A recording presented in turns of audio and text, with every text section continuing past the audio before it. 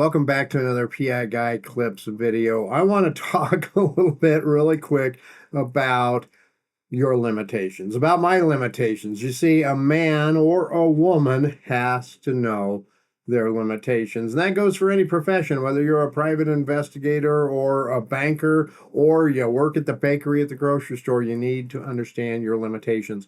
Now, I'm not talking about if you're in a Dirty Harry movie and you're thinking about taking on Dirty Harry single-handedly. Well, then you definitely need to know your limitations as well.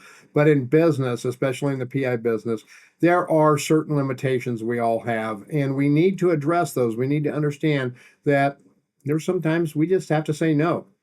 And that's what I'm really going to talk about is some customers in some cases in some types of jobs that I recommend you don't take, or at least the ones that I don't take. That's what I'm going to go through here.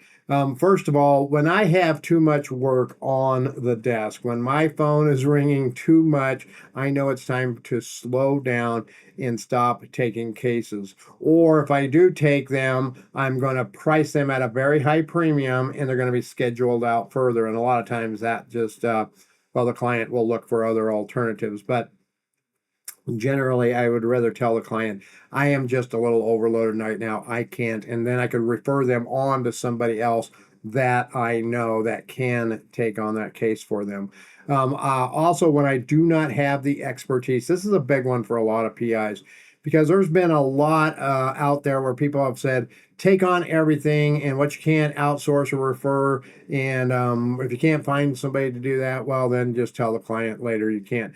But you need to be honest when you are talking with that client on the phone right now, right then.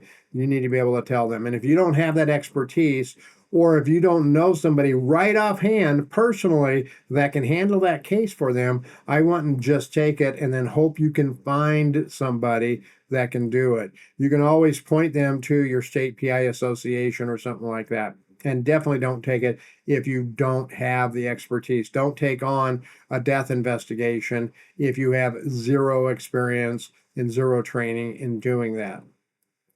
Then we need to talk about the crazy folk out there. Yeah, there's plenty of those. My phone rings all the time with what I call the crazy folk out there. And I know I shouldn't like put everybody in little boxes and stuff, but there are a lot of people out there that have mental health issues and they think somebody's stalking, they think this is happening, they think that is happening, and you just need to try to avoid those. The only way you're going to find out usually is talking to them for a little while, and then you're going to learn from them what they think is going on. And when it starts to get kind of crazy, kind of way out there, it probably is, well, crazy and way out there. And then there are the need to be in control types of customers. I hate these customers. I have unfortunately had some in the past, but when I'm talking to them, if they are very much like, well, while your guy is out there on surveillance, have him give me a call and I'll do this and I'll do that, and different things like that, or I need to get updates every morning by 8 a.m. Those are clients I am not going to deal with.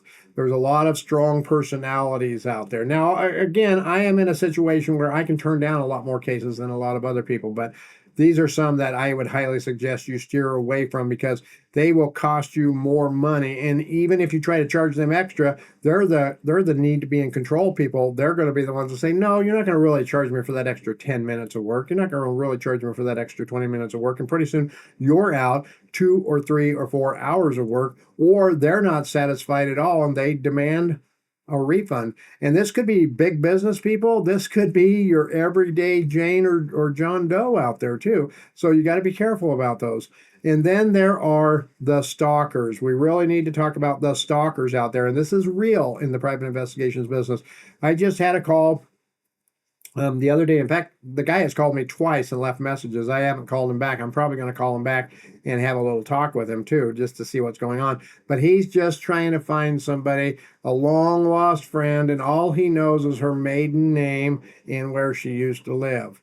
Doesn't know anything else. Well, he obviously must know that she must have been married if he's looking for her by her maiden name, unless that just happens to be what he's saying. But you generally don't have a maiden name necessarily unless you have a married name, but it's just the way he left the messages. I know it's probably a stalker, and I'm not going to take those cases. And when I get them, usually I'm going to hop on my email and I'm going to send my state PI association listserv a message so other PIs will know there's a crazy guy out there trying to get this kind of information. Well, I hope that that helps.